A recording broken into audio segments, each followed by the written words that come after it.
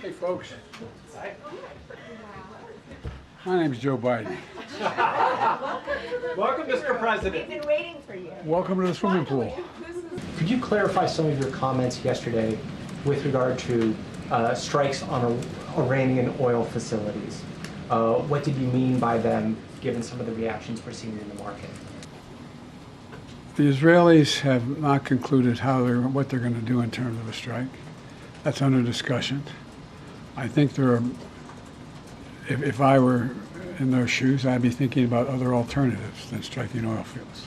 Do you agree? Do you have any worries that Netanyahu may be trying to influence the election and that's why he has not agreed to a diplomatic solution?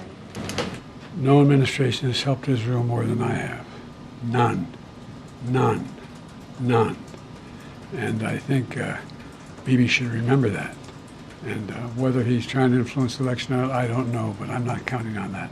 You've said many times recently that you want to speak to him, that you plan to. No, I didn't say plan to. I didn't say want to. You don't want to? No, I didn't say that. You're making it sound like I'm seeking and then speaking. I'm assuming when they make the judgment of how they're going to respond, we will then have a discussion. Thank you. Thank you, Mr. President, for being here. What are you advising the Israelis to do in terms of their retaliation to Iran? And at this point, you still haven't spoken to Netanyahu. Is it fair to say that you have little personal influence over what he decides to do? No. Look, our teams are in contact 12 hours a day. They're constantly in contact. I've already had my presidential daily brief. We've already had interface between our military, the diplomats. It's in constant contact. They are trying to figure out, and it's the high holidays as well.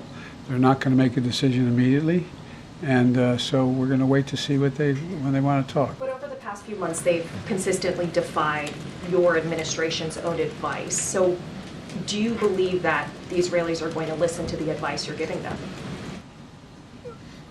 What I know is the plan that I put together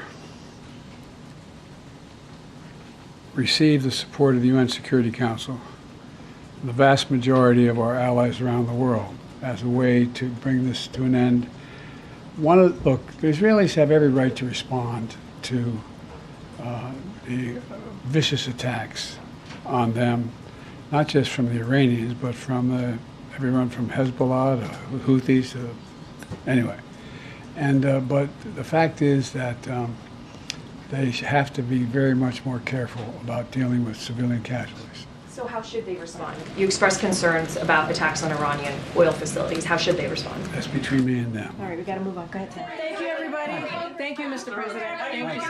Thank you. Thank you. Thank you, sir. Thank you, Mr. Decision on President. long-range weapons? Do you want to reconsider dropping out of the race? I'm back in.